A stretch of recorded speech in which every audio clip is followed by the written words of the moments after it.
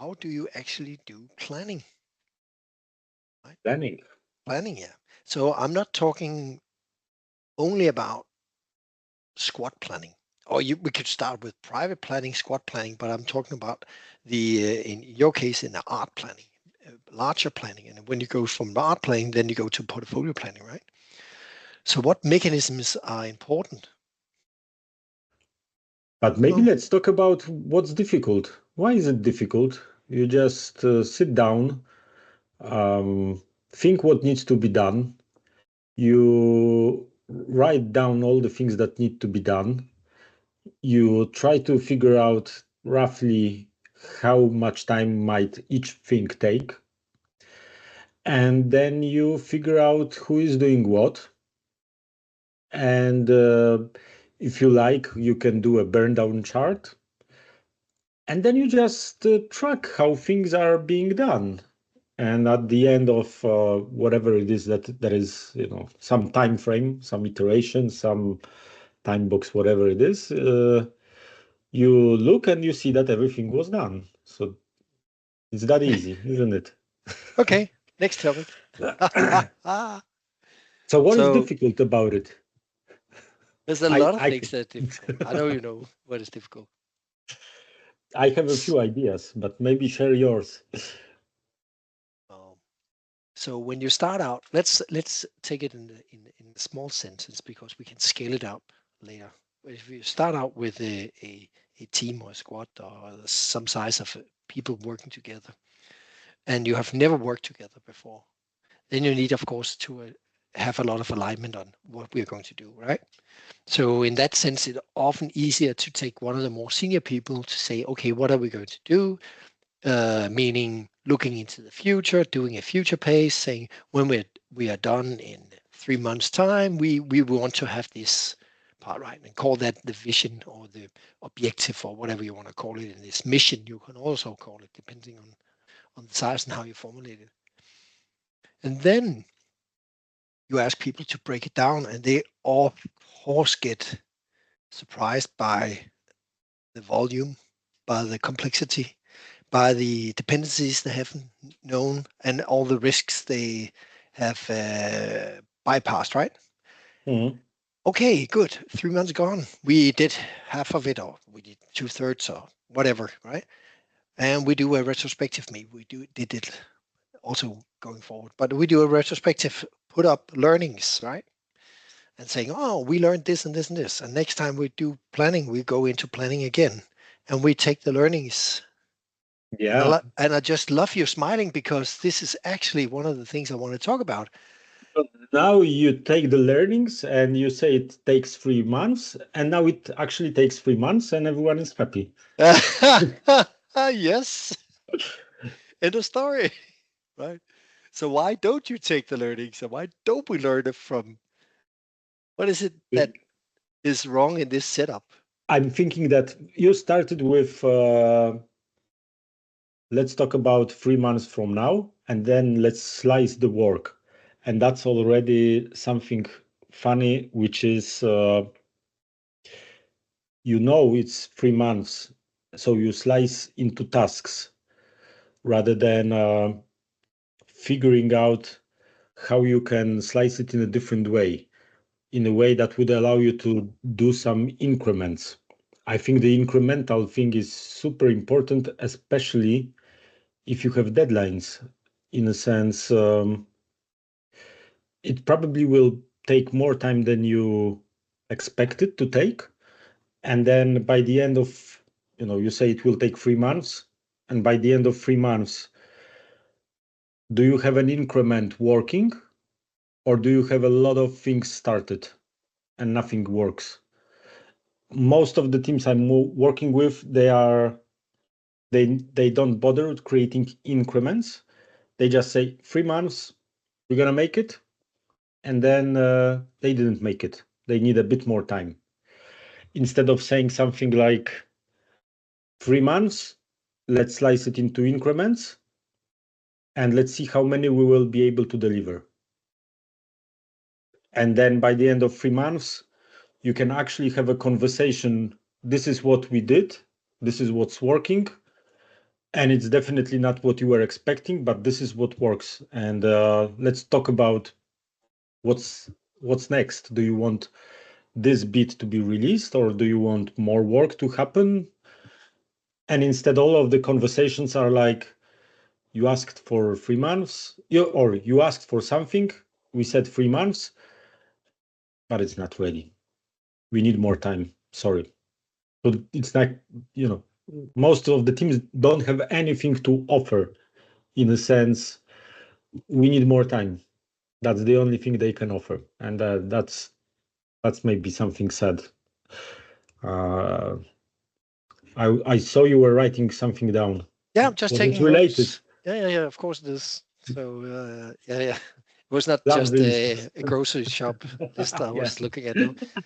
So it's this that there's so many things in planning that is wrong because we have a bunch of assumptions, right? We Yeah. plan because we think we are able to plan. We are planned because we think we can actually make a plan that sticks, right? Even though we say to each other, well, it won't stick. It is the best guess we have right now, and we think that's it. So we are sort of like not learning from anything in the past, right? So if we're looking at the things in my head, what is not working prior to my next plan, it would be I'm missing the discussions with my business. I'm missing the understanding of the business. I'm You miss a lot of things. yeah. Yes, and for instance, um, in an and I could call it an agile way, but it's actually not agile. We also had the use case in the old days working. Try to Mhm. formulate uh, increments where we had the happy scenario, we had the alternative scenario, so we could carve into smaller pieces of the work we were doing, right? Yeah. All that is good and great, but still, why do we do that? Why can't we understand what is happening in the future today? And I think, That's yeah, yeah. what do you think? That's very easy. I think it's related to the idea that it's more probable that things will go worse than we expect than that they will go better than we expect. It's like the mistakes accumulate. But interesting also is that we assume that it's a complicated. I will go back to the Cynefin or the Stacy model here. Yeah. It's a complicated setup we are in because we are planning. Maybe it's in a complicated setup. We think it's okay, but actually we're working and the plan is in the complex area, right? So thinking 3 months ahead for just one squad, right? With so many things can go wrong. I could just name. I remember once I worked in a startup company where we had the perfect plan, right? And then in February, 2/3 of the people in the company was down with the flu because of and it was like 3 weeks flu, right? It Yeah. was enormous. I mean, crashed all the plans for nearly a half a year because everything broke and we need to refigure everything and um, communicate to everything, right? So what I would like to focus on in this talk is actually how can the learnings we have a lot of learnings. A lot of people has written articles, books, and stuff like that on how you plan also in enterprises, right? Because we of course we need to plan. It's just I think it's one of the generals in Second World War that said that planning is everything, but following a plan is plainly stupid, right? I mean, so we I need to. think, yeah, when you say about two-thirds people down with the flu, I think this is something you can't plan, and simply sometimes your plans get punched in the face. There's a quote, I think, from Mike Tyson. Everyone has a plan until they get punched in the face. So Face. you, sometimes it will just fail no matter what you do. I think what makes sense to focus on is figure out what makes your planning difficult and how to reduce some of this uncertainty. For example, I see a lot of collections of teams struggling a lot with this idea that we call Tetris planning. So you have like 10 items to do, 5 teams to work on them, and then the Tetris is like this item can only be worked on by this team, this item only by this and this team. But this team is now busy, so maybe they will work on this item and this item will go to this team. And it's like, the more items there are, the more teams there are, the more your brain explodes by all this planning. And then all this planning, just fails, things move, and it's even hard to tell how it will change because it's so complex. And I think there is one long-term solution to this, which is the infamous cross-functional teams. So the idea that you should focus in the long term on having more teams that can do all types of work. So it's less complex to do the planning because you have those dependencies, who's depending on what, which team can do what. And you can simplify that if you focus on growing teams, growing people in the teams in the sense of what they can work on and how to reduce dependencies between the teams. But that is so much long distance thinking or long term thinking that almost no one practices it, which is why I think a lot of planning is so complicated in this or complex in a scaled environment. And that's interesting you say that because the last 15 years I worked in companies that has said we are cross-functional teams, right? So what practices is it that a cross-functional, just another branch of this one, practices is that is needed in order to sustain and keep up the cross functionality? And I have the answer because it's a rhetorical question. It is actually to make sure that you have peer review. It's make sure that you have a body that you always work together with. It could be pair work. It could be that you have a review process that favors that not only the ones who knows about it, but also other people in the team are being pulled in a review process, right? Yeah, it's one thing is in the team. Another thing is it in a team or is it also outside of the team because you want to grow across teams? Yeah, This is the interesting part. It's also, is it review or is it even sooner, like you prepare and refine together across the yes. teams to understand what is it that you will be working on and what is the product that you are working on. You said we are all cross-functional. I love doing one super simple exercise. You gather all the teams or all the representatives of the teams or whoever makes sense. You present them with work items and you ask them who can work on what. In 9 out of 10 cases, there will be something like this item. Yeah, every team can work on it. This item, only team A can work on it. This item, only team B can work on it. And if you do something like this for all the items, you will see that you are not really cross-functional across teams. There Even are worse. you Yeah, are already structured around some, it's yeah. called differently component or something like this. And this makes things more difficult for you, for your planning, for you in the long term. But you also have other elements. You have law that is often saying that there should be a owner of a system owner, or somebody who is responsible for this area, and that ends up that you have these component teams, right?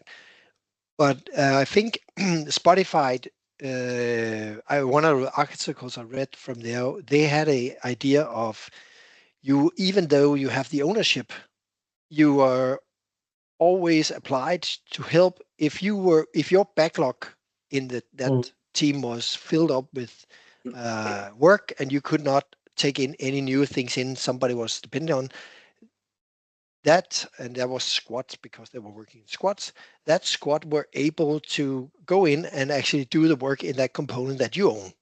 Yeah, But they also understood that they could not just let it set it free, so they needed a procedure to make sure that the quality and the code reviews and stuff like that was done by the people who actually own the yeah, squad. So that came up with that idea, actually minimize the work that a component team could do, right? But they could actually go and help the team to start up maybe half an hour, setting the scene. They could do a suggestion on what it is. Could they get some feedback from the component owners, and then they could do the first iteration. They could let them go to their reviews, demos, whatever they call it, and then so forth. So they were sort of like this, some kind of stakeholder with a high stake in it, yeah. right? And that actually works. I tried it and it works. It's just very difficult because it means that you have to have a group of people that are going into another area. So the one who owns it must be able to let go of the control, and the ones who not owning it must be uh, um, taking it slow, understanding that somebody else owns it and has already done a lot of prior discussions, and that makes it very difficult sometimes to for them Yeah. to collaborate, right? I think you won't get the second problem in most cases. In my experience, it's so much easier to say that this component is owned by someone else. So let's create a ticket for someone else and they will Mm, work on it. And I'm blocked, I will work on something else. When they get this done, I will come back to my yeah, work. yeah. And that's the usual, I think, in a scaled environment. So actually someone going there trying something out and asking someone else to code review this because I'm not familiar so much with your component, so can you do code review for me, or can we have a conversation, can we have a uh, pairing exercise done or something like this? That's already miles ahead of the usual thinking of yeah, I depend on you, so here's your Jira or whatever, the tool doesn't matter, here's your ticket, please work on it. And Yes, until you're done, I'm blocked. and that makes planning even worse, right? Because then you are stacking up in other people's backlog. You're pushing work to them, Yeah, and they are now being controlled by these dependencies yeah. in between, right? So we are creating a system where we are forcing dependencies on each other in a way that it's difficult actually to plan your own work because you I never know think what happens to you. if you handle with that, it's a great KPI even for you, in a sense. How many dependencies did this collection of teams have had in the past? Like, last 3 months we had 20 dependencies.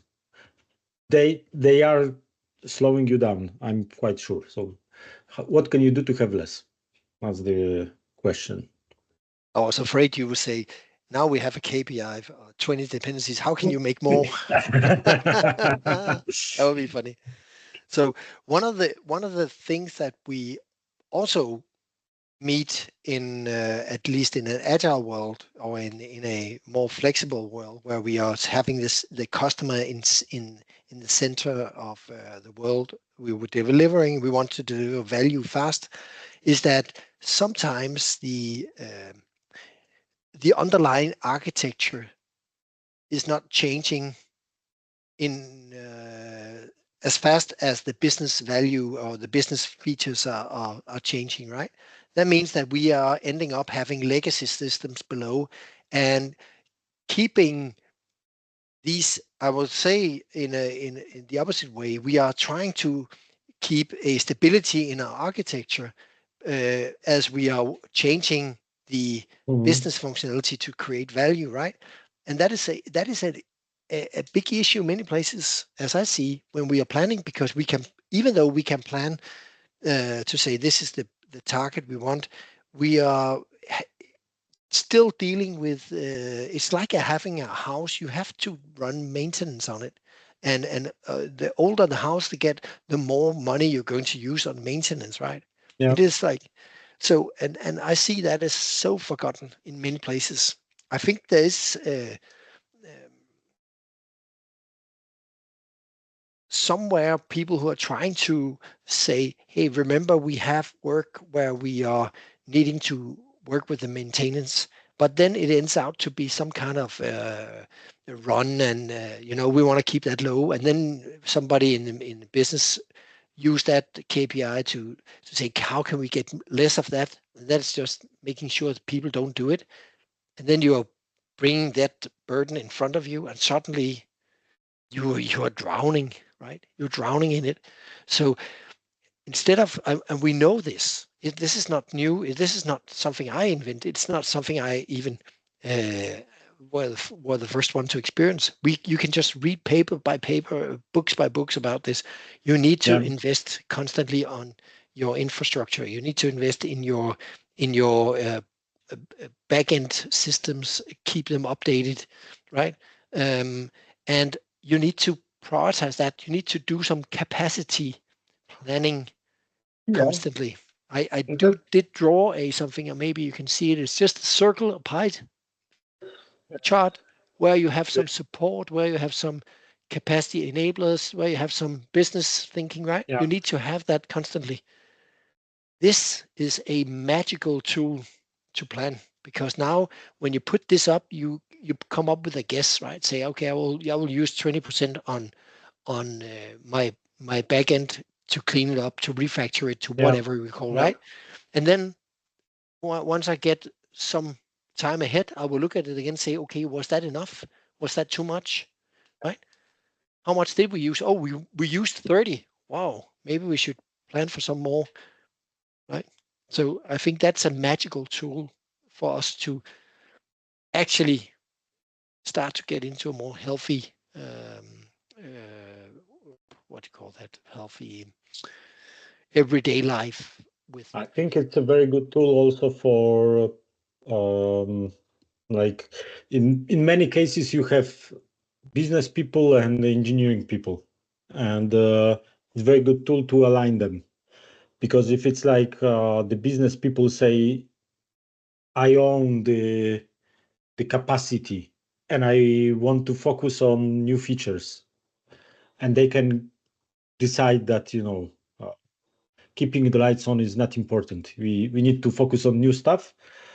Then you have a super big issue if there is no dialogue between the two, assuming it's the two. If you have a product person that understands that this product that you're running needs some maintenance, needs some refactoring, needs other stuff, then you're in a much better position.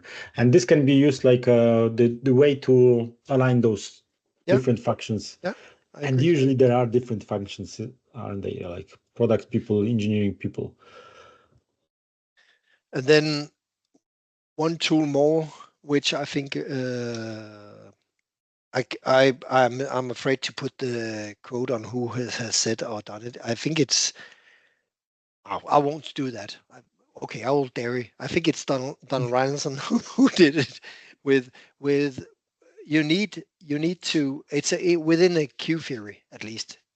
If you plan 100%, you will clock the system, because it will, as you know, you will get more than 100%. You will not be done with anything. You will not have the freedom to experience. You will not have the air, the breathing room to experience that you are wrong, or you find something new, or you discover something, or like um, as you can. If you plan for 100%, you should know everything upfront, right? Yeah. And everybody knows that that's not really possible, right? So planning 100% or even more is a deadly sin in planning, right? Do you remember how much people somebody has proposed to plan? I don't remember. I think there was.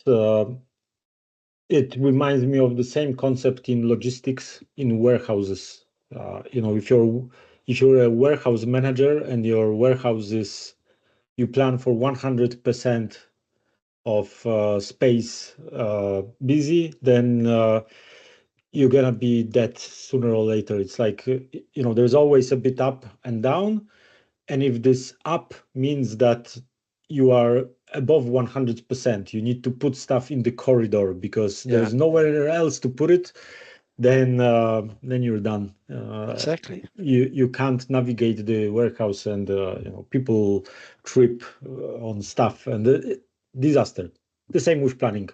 If you exactly. plan for 100%, you will go above it sometimes, and yeah, unless you are willing to ask people to work overtime, weekends, and that's usual practice, or maybe the quality is not important. That's Craig Larman talks about the magic toolbox of engineering. Like there's a lot of things a lot of corners you can cut if you are really pushed to cut them.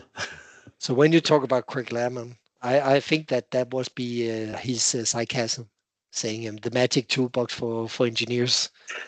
I don't Yes. think that's something he really means, but yes, there is a magic toolbox. It is. I don't know. I won't say that.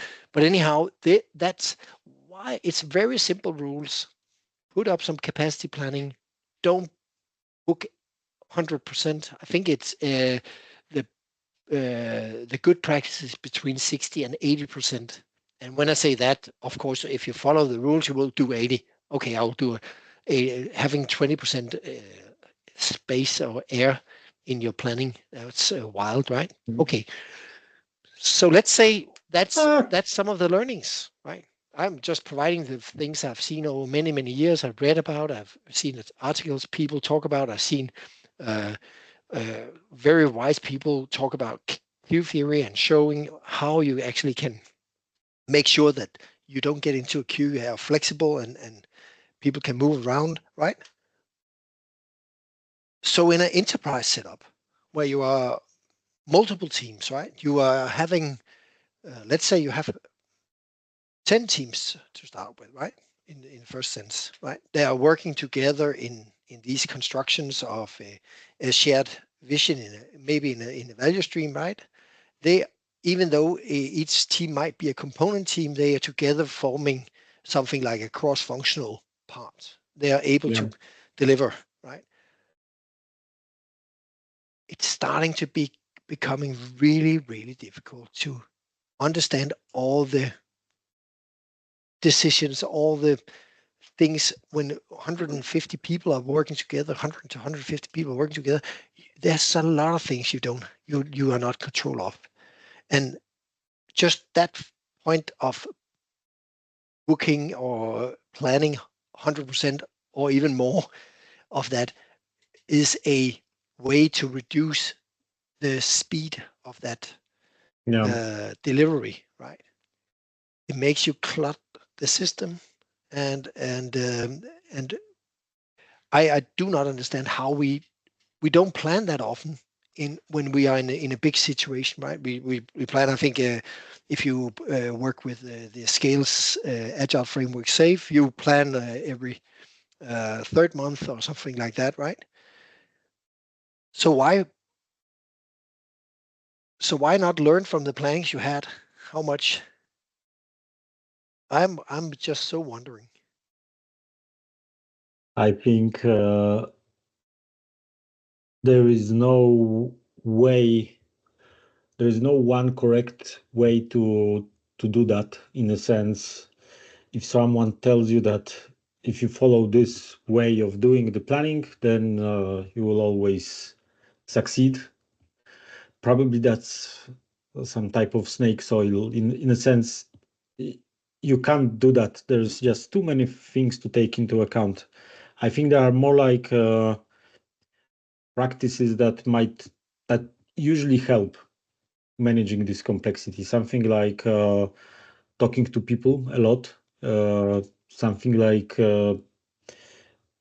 allowing people very close to the work to make the decisions.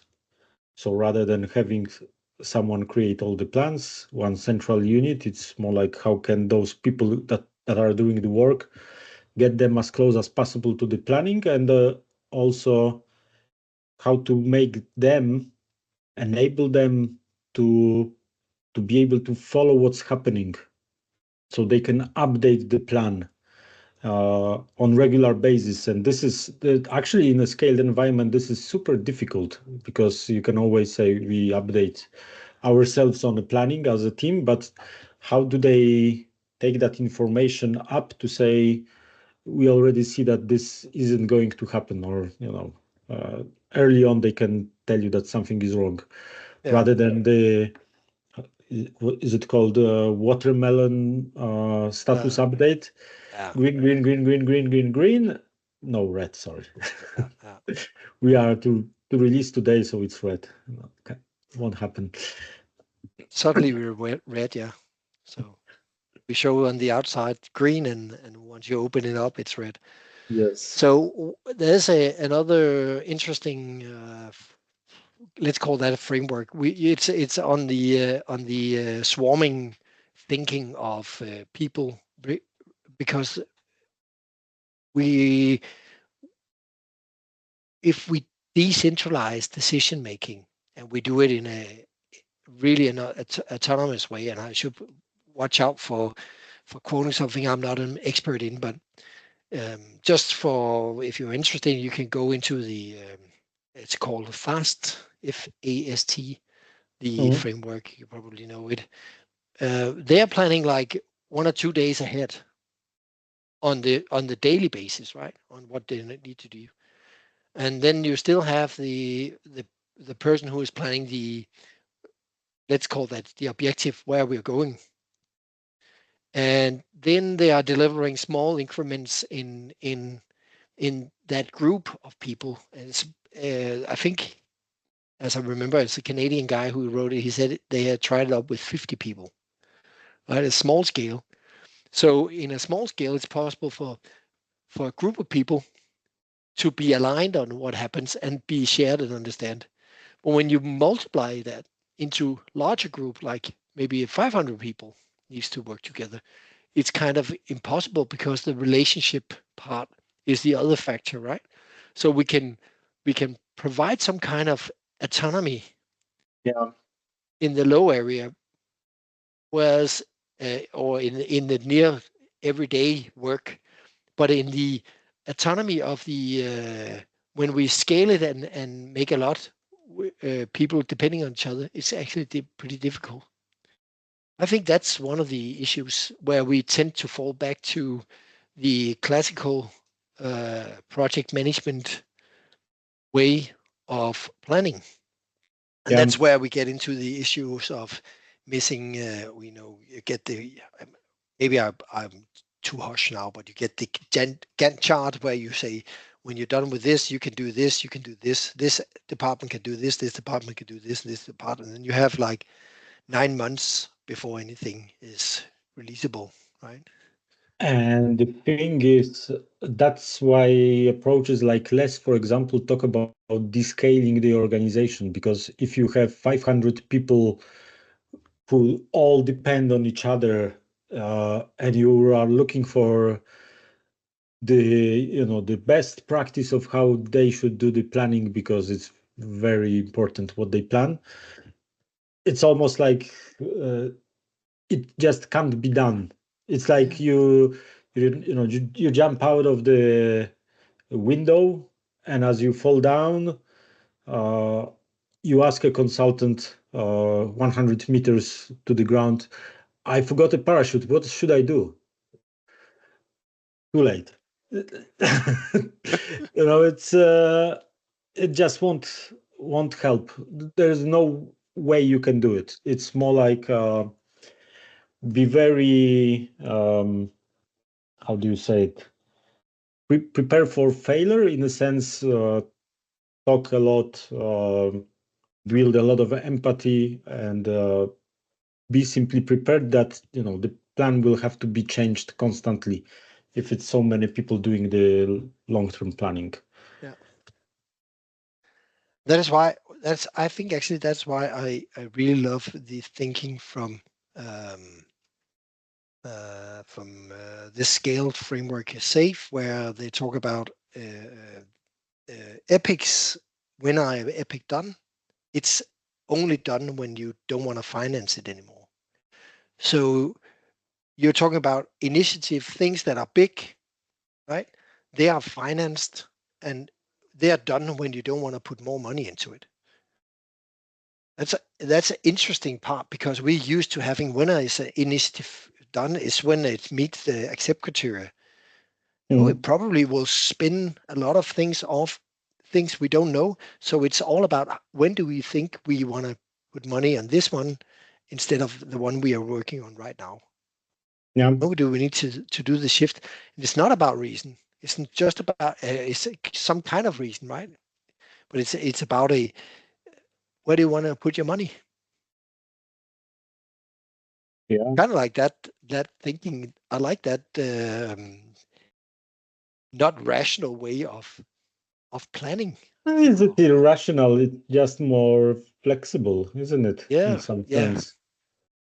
It's irrational to say that you will know when this huge 2 years of initiative will finish. It will finish in 2 years, 14 of August 2026. 149 in 2 years. Last code will be deployed to production. yeah, yeah. That is irrational. But why are the brightest people in the world, the ones who are wanting to make decisions, sitting at the top of the companies, really smart people? Why are they asking for it then? I mean, I wonder. I think we should make that a second topic of a I don't second know the answer. conversation. You need to invite somebody else for that. I don't know the answer. I would like this I to know the answer.